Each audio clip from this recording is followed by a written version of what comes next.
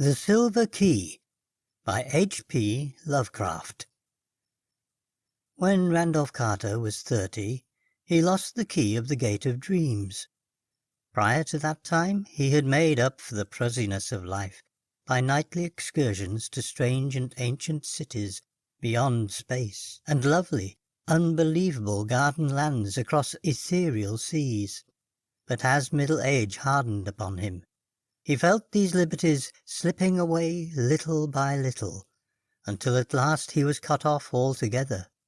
No more could his galleys sail up the river of Ukranos, past the gilded spires of Thran, or his elephant caravans tramp through perfumed jungles in Cled, where forgotten palaces with veined ivory columns sleep lovely and unbroken under the moon. He had read much of things as they are, and talked with too many people. Well-meaning philosophers had taught him to look into the logical relations of things, and analyze the processes which shaped his thoughts and fancies.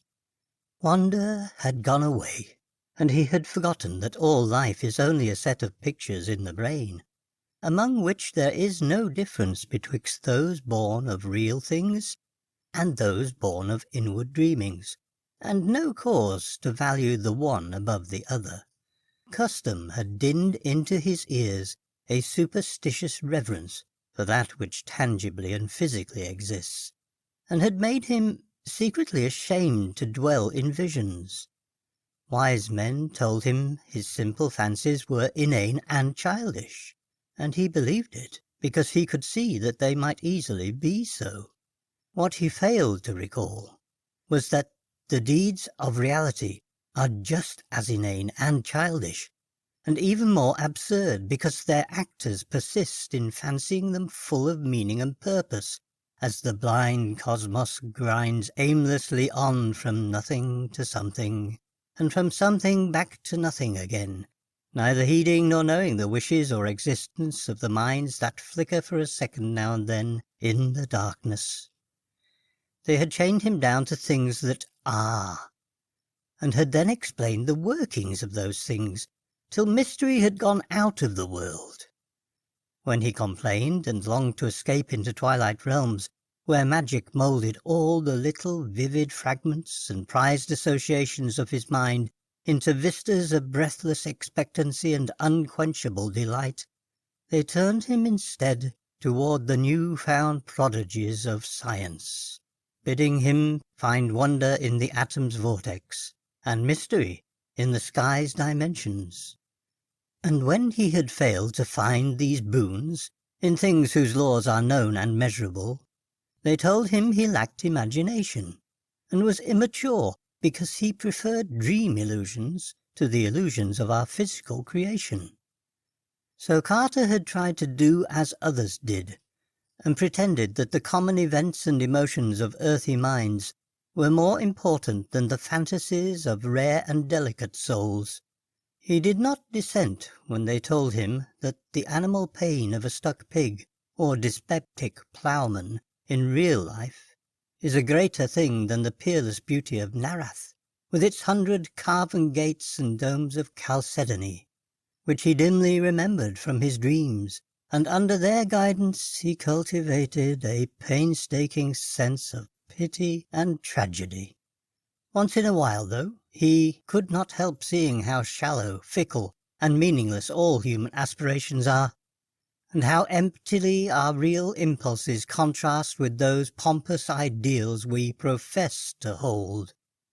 Then he would have recourse to the polite laughter they had taught him to use against the extravagance and artificiality of dreams, for he saw that the daily life of our world is every inch as extravagant and artificial, and far less worthy of respect because of its poverty in beauty and its silly reluctance to admit its own lack of reason and purpose.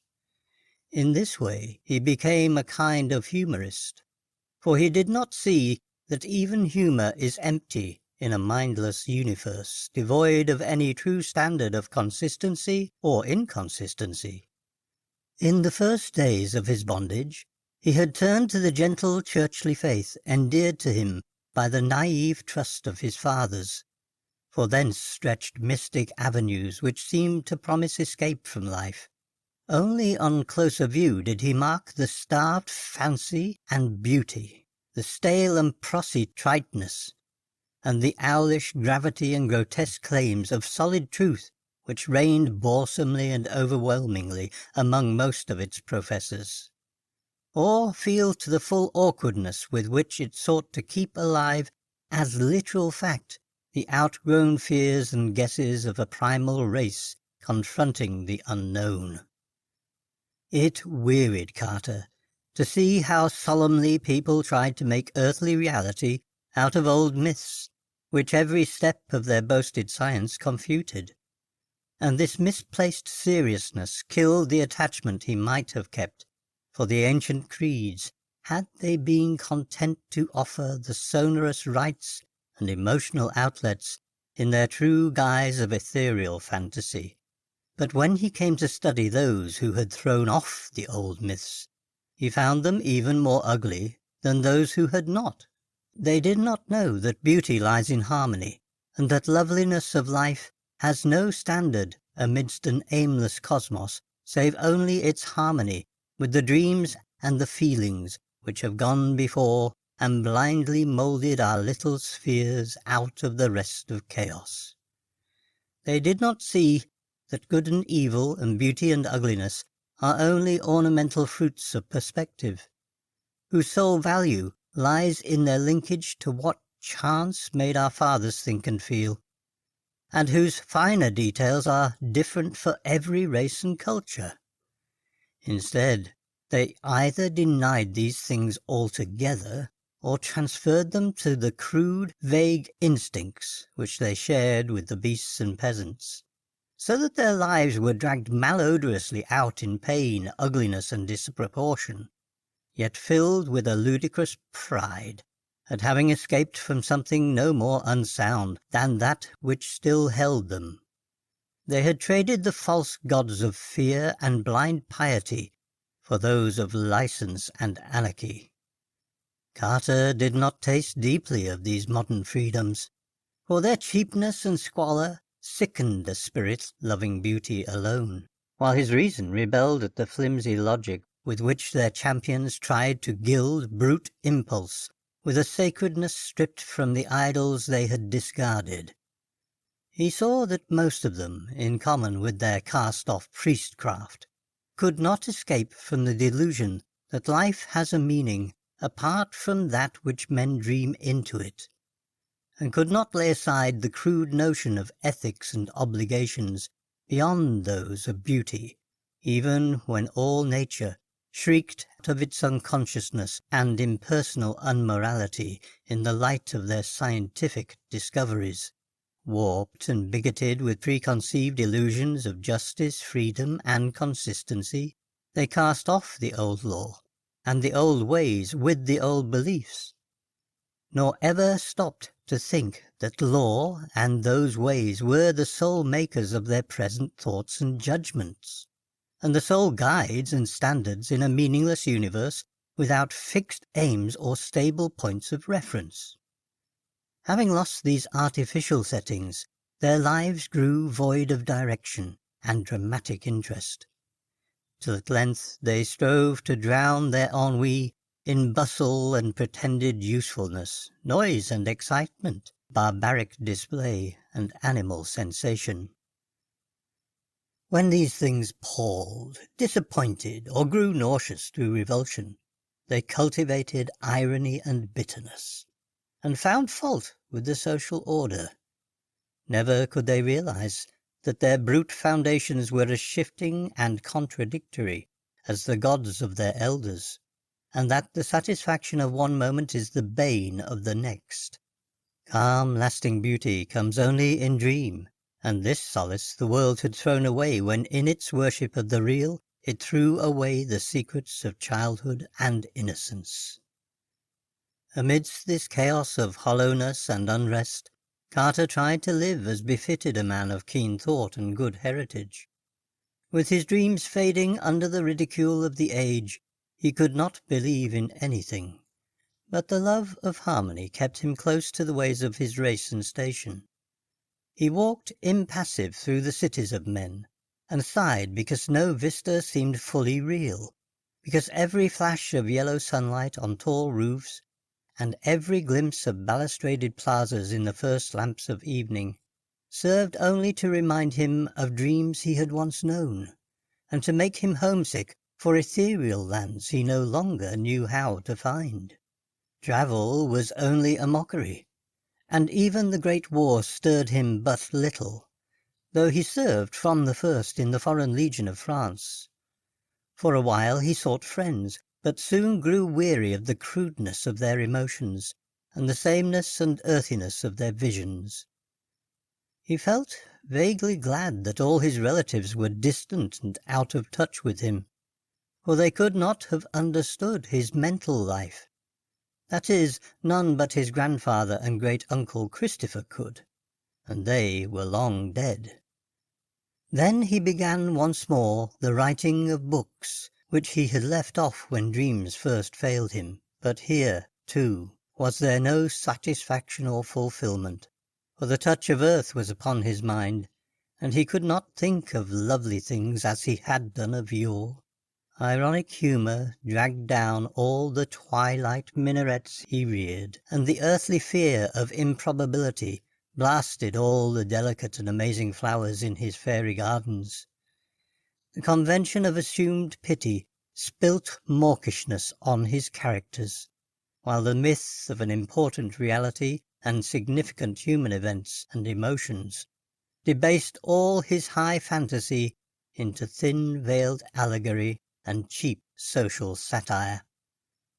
His new novels were successful as his old ones had never been, and because he knew how empty they must be, to please an empty herd, he burned them and ceased his writing.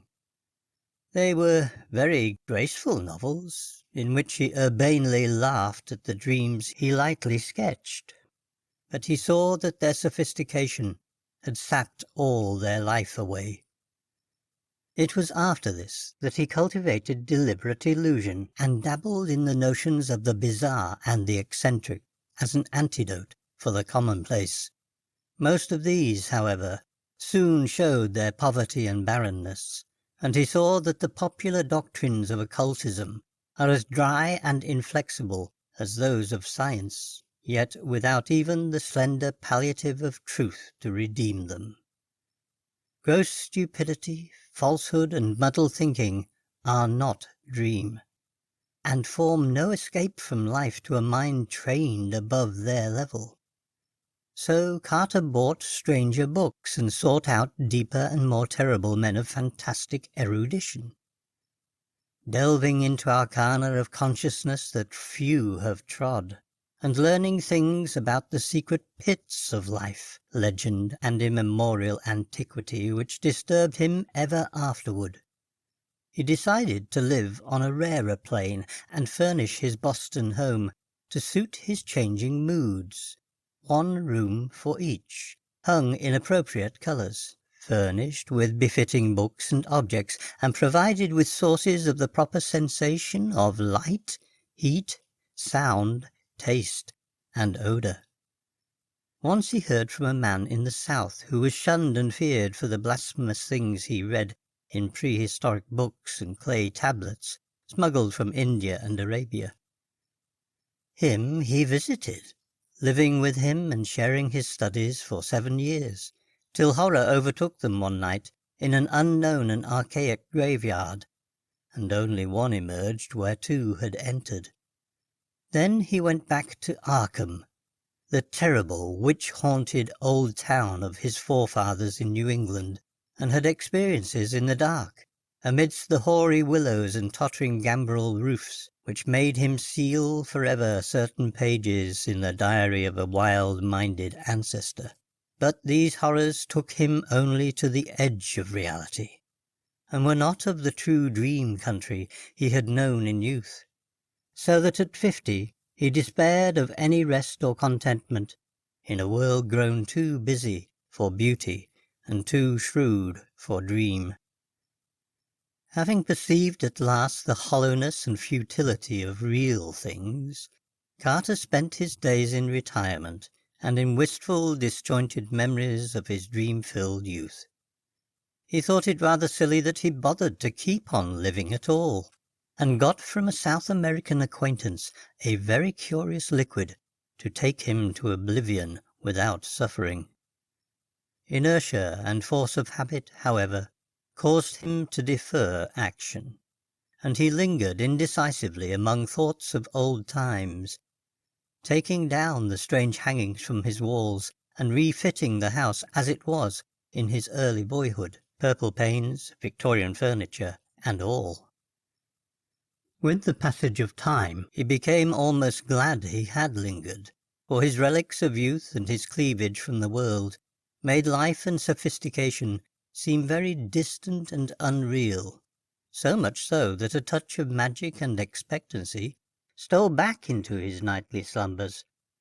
For years those slumbers had known only such twisted reflections of everyday things as the commonest slumbers know, but now there returned a flicker of something stranger and wilder, something of vaguely awesome imminence, which took the form of tensely clear pictures from his childhood days, and made him think of little inconsequential things he had long forgotten. He would often awake calling for his mother and grandfather, both in their graves 1/4 century. Then one night his grandfather reminded him of a key. The grey old scholar, as vivid as in life, spoke long and earnestly of their ancient line, and of the strange visions of the delicate and sensitive men who composed it. He spoke of the flame-eyed crusader who learnt wild secrets of the Saracens that held him captive, and of the first Sir Randolph Carter, who studied magic when Elizabeth was queen. He spoke, too, of that Edmund Carter, who had just escaped hanging in the Salem witchcraft, and who had placed in an antique box a great silver key handed down from his ancestors. Before Carter awaked, the gentle visitant had told him where to find that box, that carved oak box of archaic wonder, whose grotesque lid no hand had raised for 2 centuries. In the dust and shadows of the great attic he found it, remote and forgotten at the back of a drawer in a tall chest. It was about 1 foot square, and its Gothic carvings were so fearful that he did not marvel no person since Edmund Carter had dared to open it. It gave forth no noise when shaken, but was mystic with the scent of unremembered spices. That it held a key was indeed only a dim legend, and Randolph Carter's father had never known such a box existed. It was bound in rusty iron, and no means was provided for working the formidable lock. Carter vaguely understood that he would find within it some key to the lost gate of dreams, but of where and how to use it his grandfather had told him nothing. An old servant forced the carven lid, shaking as he did so at the hideous faces leering from the blackened wood, and at some unplaced familiarity. Inside, wrapped in a discoloured parchment, was a huge key of tarnished silver, covered with cryptical arabesques. But of any legible explanation there was none. The parchment was voluminous, and held only the strange hieroglyphs of an unknown tongue written with an antique reed. Carter recognized the characters as those he had seen on a certain papyrus scroll belonging to that terrible scholar of the South, who had vanished one midnight in a nameless cemetery. The man had always shivered when he read this scroll, and Carter shivered now. But he cleaned the key and kept it by him nightly in its aromatic box of ancient oak. His dreams were meanwhile increasing in vividness, and though showing him none of the strange cities and incredible gardens of the old days, were assuming a definite cast, whose purpose could not be mistaken. They were calling him back along the years, and with the mingled wills of all his fathers were pulling him towards some hidden and ancestral source. Then he knew he must go into the past and merge himself with old things, and day after day he thought of the hills to the north, where haunted Arkham and the rushing Miskatonic and the lonely rustic homestead of his people lay. In the brooding fire of autumn, Carter took the old remembered way, past graceful lines of rolling hill and stone-walled meadow, distant vale and hanging woodland, curving road and nestling farmstead, and the crystal windings of the Miskatonic, crossed here and there by rustic bridges of wood or stone.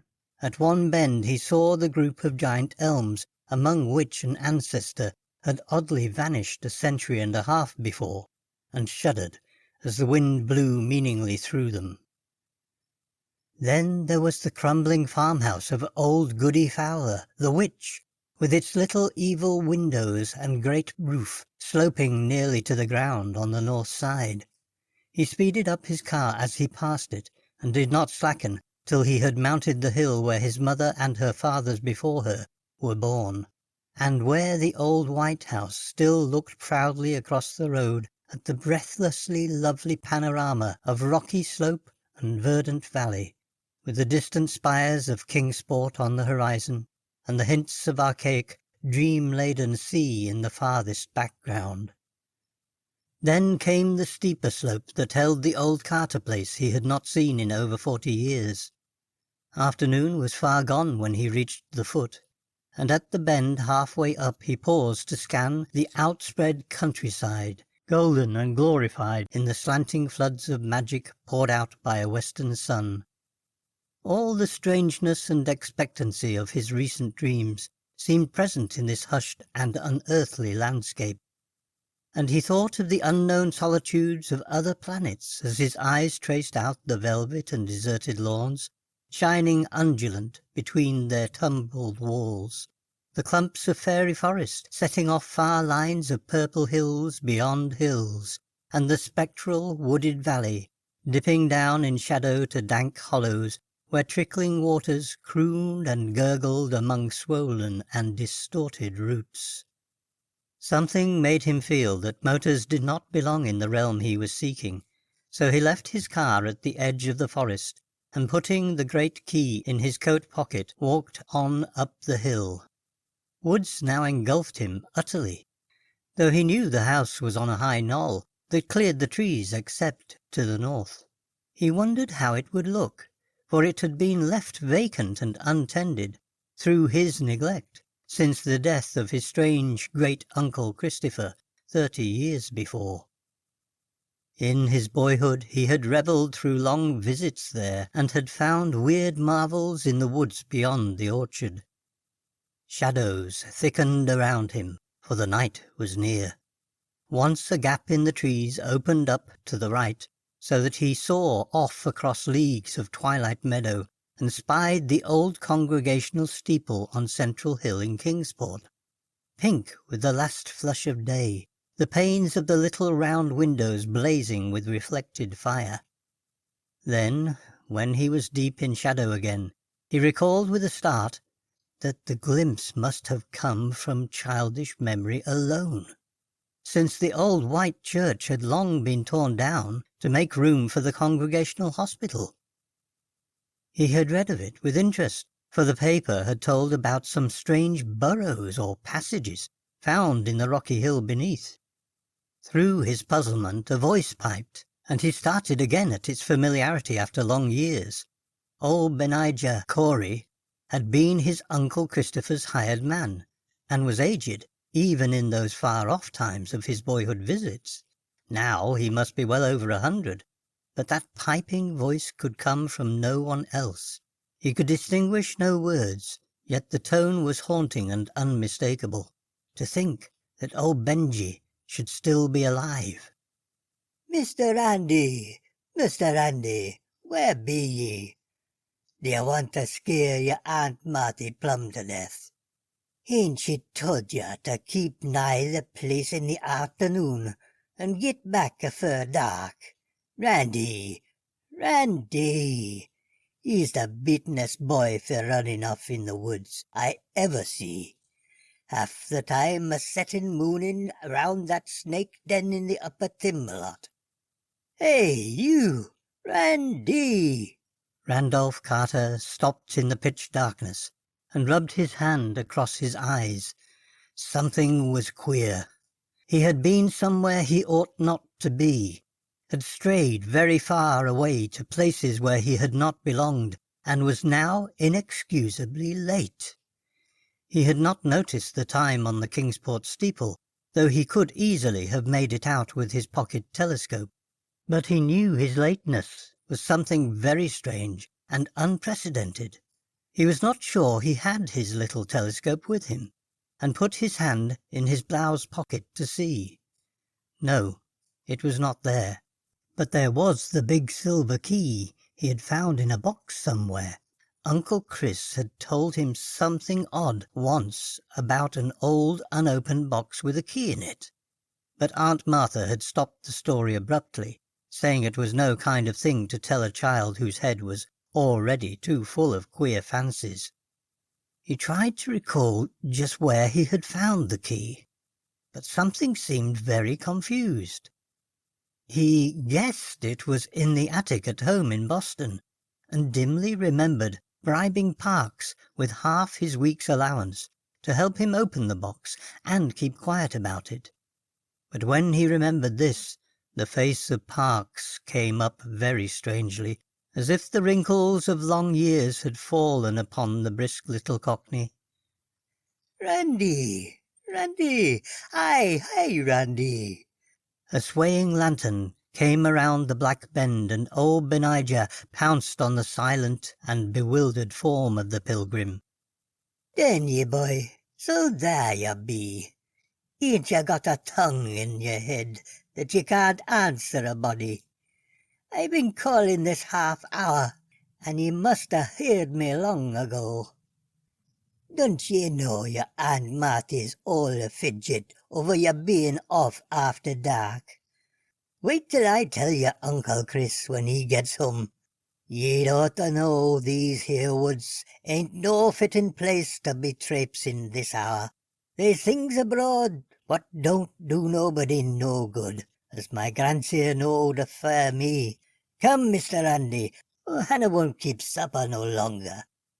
So Randolph Carter was marched up the road where wandering stars glimmered through high autumn boughs, and dogs barked as the yellow light of small-paned windows shone out at the farther turn, and the Pleiades twinkled across the open knoll, where a great gambrel roof stood black against the dim west. Aunt Martha was in the doorway, and did not scold too hard when Benijah shoved the truant in. She knew Uncle Chris well enough to expect such things of the Carter blood. Randolph did not show his key, but ate his supper in silence, and protested only when bedtime came. He sometimes dreamed better when awake, and he wanted to use that key. In the morning Randolph was up early, and would have run off to the upper timber loft, if Uncle Chris had not caught him and forced him into his chair by the breakfast table. He looked impatiently around the low-pitched room with the rag carpet and exposed beams and corner posts, and smiled only when the orchard boughs scratched at the leaded panes of the rear window. The trees and the hills were close to him, and formed the gates of that timeless realm which was his true country. Then, when he was free, he felt in his blouse pocket for the key, and being reassured, skipped off across the orchard to the rise beyond, where the wooded hill climbed again to heights above even the treeless knoll. The floor of the forest was mossy and mysterious, and great lichened rocks rose vaguely here and there in the dim light, like druid monoliths among the swollen and twisted trunks of a sacred grove. Once in his ascent, Randolph crossed the rushing stream whose falls a little way off sang runic incantations to the lurking fauns and agipans and dryads. Then he came to the strange cave in the forest slope, the dreaded snake den which country folk shunned, and away from which Benijah had warned him again and again.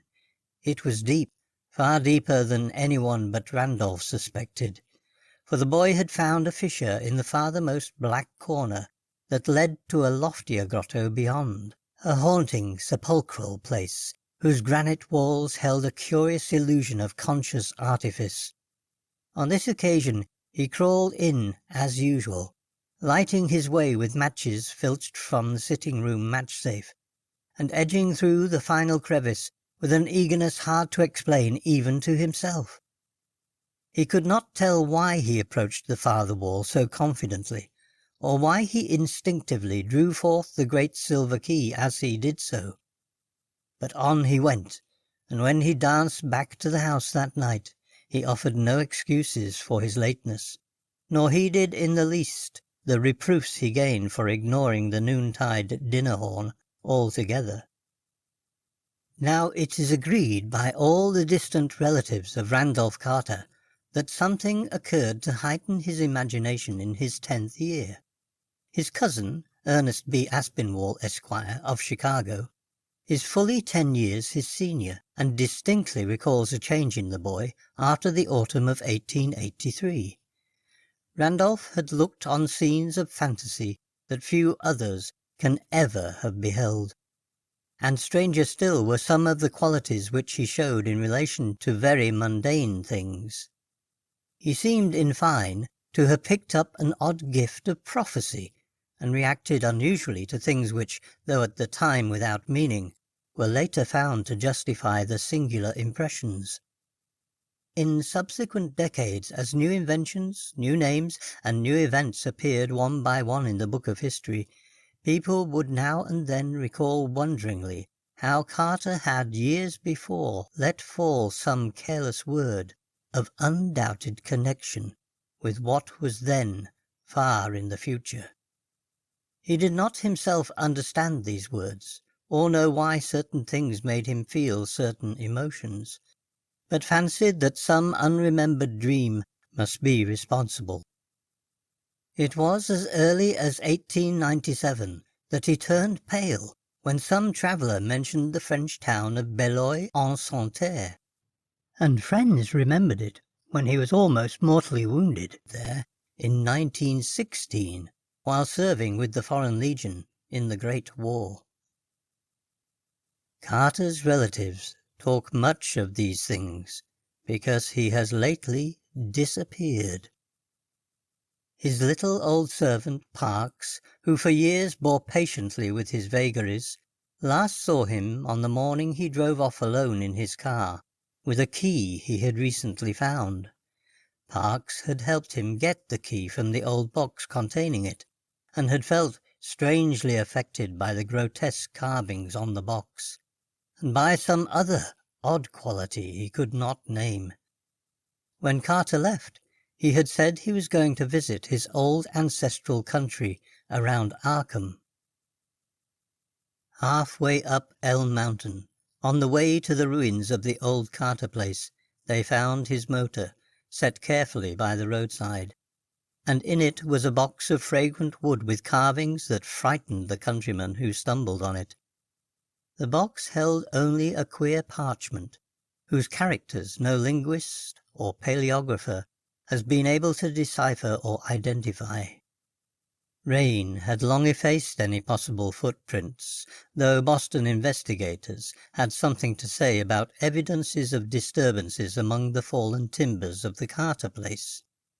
It was, they averred, as though someone had groped about the ruins at no distant period. A common white handkerchief, found among forest rocks on the hillside beyond, cannot be identified as belonging to the missing man. There is talk of apportioning Randolph Carter's estate among his heirs, but I shall stand firmly against this course, because I do not believe he is dead. There are twists of time and space, of vision and reality, which only a dreamer can divine. And from what I know of Carter, I think he has merely found a way to traverse these mazes. Whether or not he will ever come back, I cannot say. He wanted the lands of dream he had lost, and yearned for the days of his childhood. Then he found a key, and I somehow believe he was able to use it to strange advantage. I shall ask him when I see him, for I expect to meet him shortly in a certain dream city we both used to haunt. It is rumoured in Ulthar, beyond the river Skye, that a new king reigns on the opal throne of Ilek-Vad, that fabulous town of turrets atop the hollow cliffs of glass overlooking the twilight sea, wherein the bearded and finny Gnorri build their singular labyrinths, and I believe I know how to interpret this rumour. Certainly I look forward impatiently to the sight of that great silver key, for in its cryptical arabesques there may stand symbolized all the aims and mysteries of a blindly impersonal cosmos. The Statement of Randolph Carter by H.P. Lovecraft. I repeat to you, gentlemen, that your inquisition is fruitless. Detain me here forever if you will. Confine or execute me if you must have a victim to propitiate the illusion you call justice. But I can say no more than I have said already. Everything that I can remember I have told with perfect candour. Nothing has been distorted or concealed, and if anything remains vague, it is only because of the dark cloud which has come over my mind. That cloud and the nebulous nature of the horrors which brought it upon me. Again I say, I do not know what has become of Harley Warren, though I think, almost hope, that he is in peaceful oblivion, if there be anywhere so blessed a thing. It is true that I have for 5 years been his closest friend, and a partial sharer of his terrible researches into the unknown. I will not deny, though my memory is uncertain and indistinct, that this witness of yours may have seen us together, as he says, on the Gransville Pike, walking toward Big Cypress Swamp, at 11:30 on that awful night. That we bore electric lanterns, spades, and a curious coil of wire with attached instruments, I will even affirm, for these things all played a part in the single hideous scene which remains burned into my shaken recollection. But of what followed, and of the reason I was found alone and dazed on the edge of the swamp next morning, I must insist that I know nothing save what I have told you over and over again. You say to me there is nothing in the swamp or near it which could form the setting of that frightful episode. I reply that I know nothing beyond what I saw. Vision or nightmare it may have been. Vision or nightmare I fervently hope it was. Yet it is all that my mind retains of what took place in those shocking hours after we left the sight of men. And why Harley Warren did not return, he or his shade, or some nameless thing I cannot describe, alone can tell. As I have said before, the weird studies of Harley Warren were well known to me, and to some extent shared by me. Of his vast collection of strange rare books on forbidden subjects, I have read all that are written in the languages of which I am master. But these are few as compared with those in languages I cannot understand.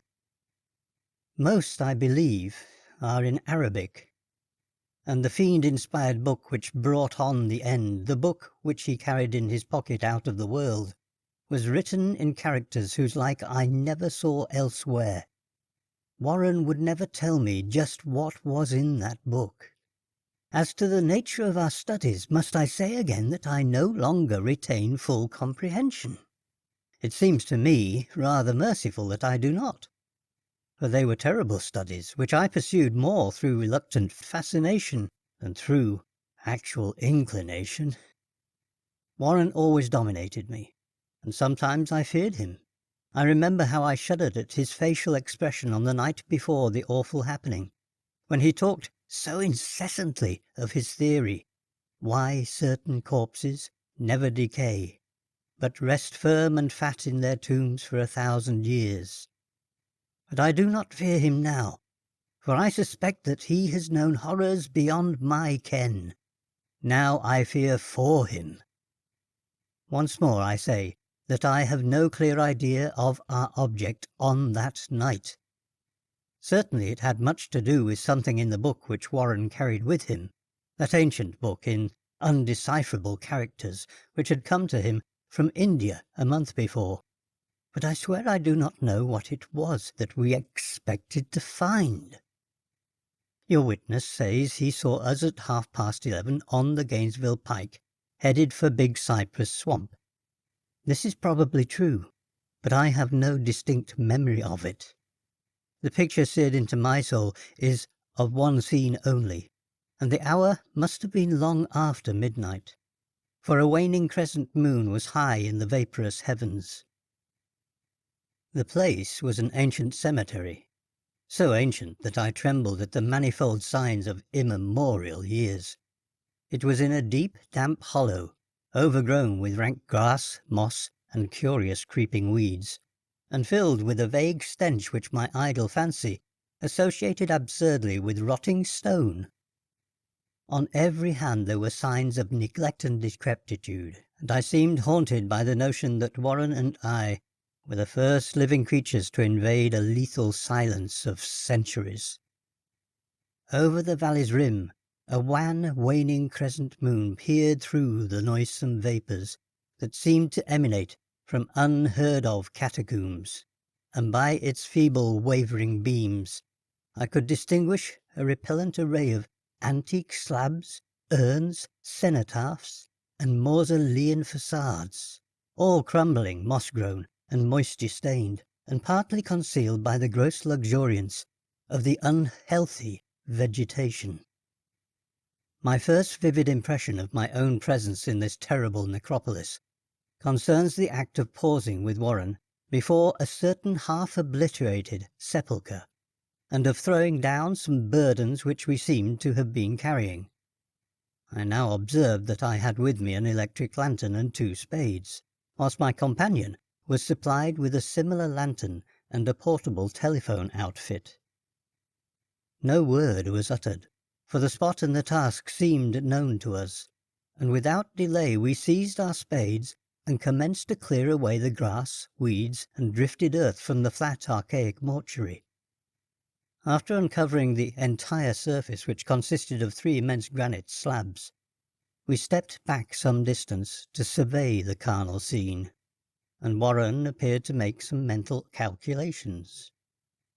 Then he returned to the sepulchre, and using his spade as a lever, sought to pry up the slab lying nearest to a stony ruin which may have been a monument in its day. He did not succeed, and motioned to me to come to his assistance. Finally our combined strength loosened the stone, which we raised and tipped to one side.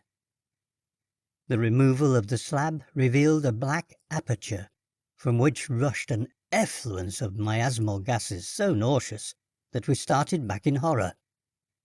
After an interval, however, we approached the pit again, and found the exhalations less unbearable. Our lanterns disclosed the top of a flight of stone steps, dripping with some detestable ichor of the inner earth, and bordered by moist walls encrusted with nitre.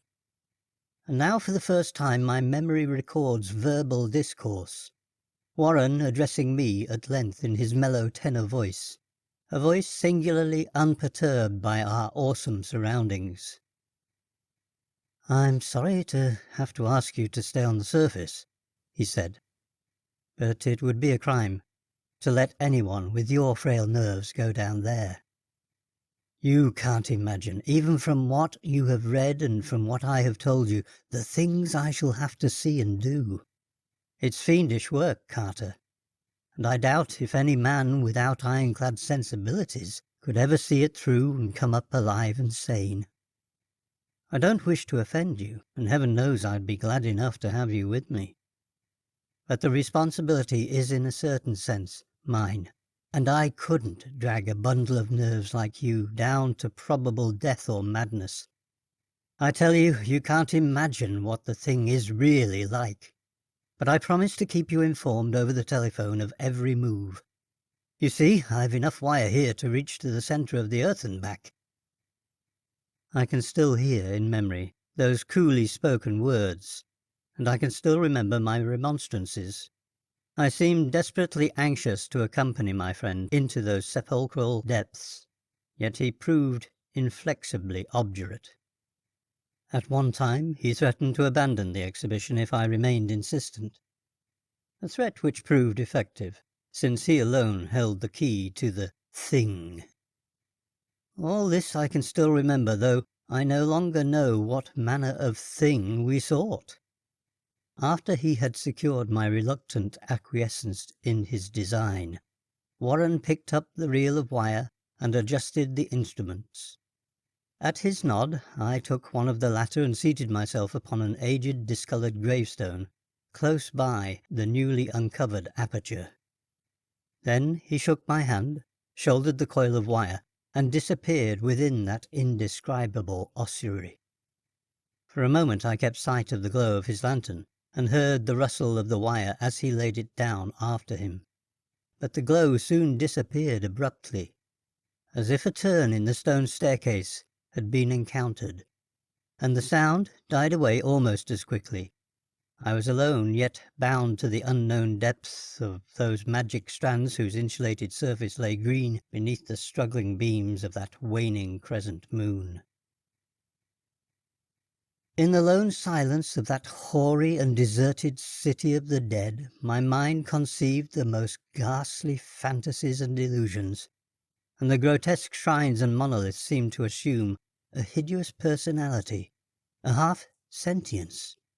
Amorphous shadows seemed to lurk in the darker recesses of the weed-choked hollow, and to flit as in some blasphemous ceremonial procession past the portals of the mouldering tombs in the hillside. Shadows which could not have been cast by that pallid peering crescent moon. I constantly consulted my watch by the light of my electric lantern, and listened with feverish anxiety at the receiver of the telephone, but for more than a quarter of an hour heard nothing. Then a faint clicking came from the instrument, and I called down to my friend in a tense voice.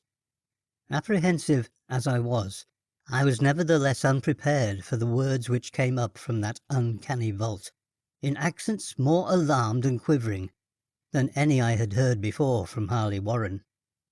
He who had so calmly left me a little while previously, now called from below in a shaky whisper, more portentous than the loudest shriek. "God, if you could see what I'm seeing!" I could not answer. Speechless, I could only wait. Then came the frenzied tones again. "Carter, it's terrible, monstrous, unbelievable." This time my voice did not fail me, and I poured into the transmitter a flood of excited questions. Terrified, I continued to repeat, "Warren, what is it? What is it?" Once more came the voice of my friend, still hoarse with fear, and now apparently tinged with despair. "I can't tell you, Carter. It's too utterly beyond thought. I dare not tell you. No man could know it and live. Great God, I never dreamed of this." Stillness again, save for my now incoherent torrent of shuddering inquiry. Then the voice of Warren, in a pitch of wilder consternation.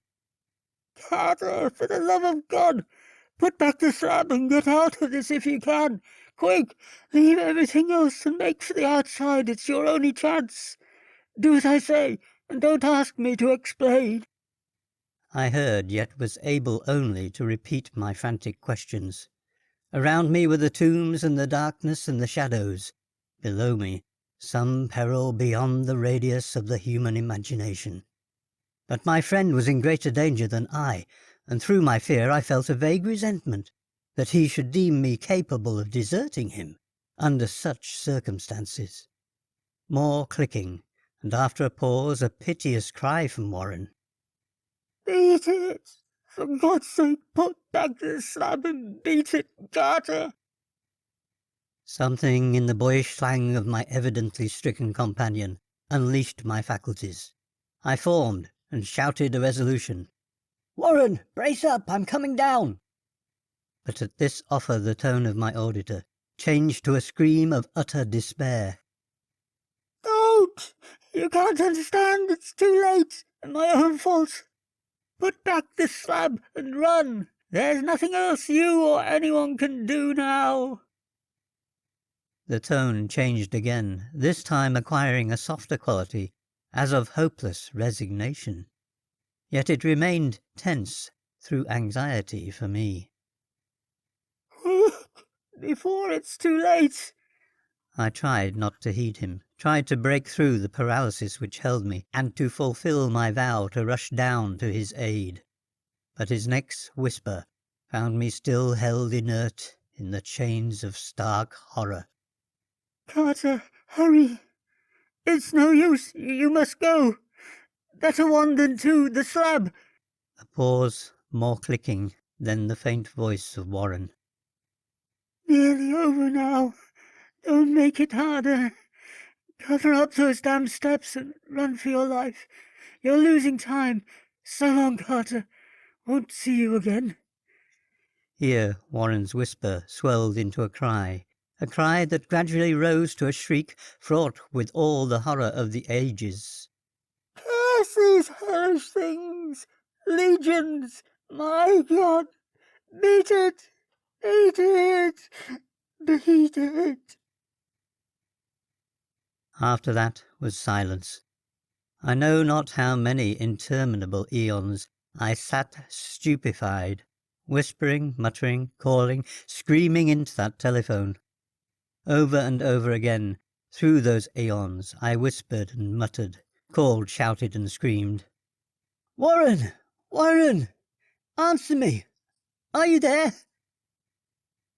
And then there came to me the crowning horror of all. The unbelievable, unthinkable, almost unmentionable thing.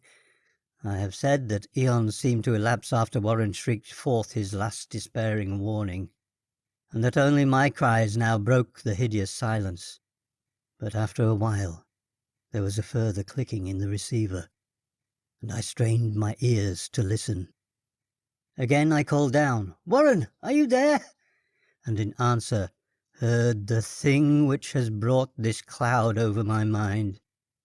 I do not try, gentlemen, to account for that thing, that voice, nor can I venture to describe it in detail, since the words took away my consciousness and created a mental blank which reaches to the time of my awakening in the hospital. Shall I say that the voice was deep, hollow, gelatinous, remote, unearthly, inhuman, disembodied? What shall I say? It was the end of my experience, and is the end of my story. I heard it, and knew no more. Heard it as I sat petrified in that unknown cemetery in the hollow, amidst the crumbling stones and the falling tombs, the rank vegetation and the miasmal vapours. Heard it well up from the innermost depths of that damnable open sepulchre, as I watched amorphous necrophagous shadows dance beneath an accursed waning moon. And this is what it said. "You fool! Warren is dead."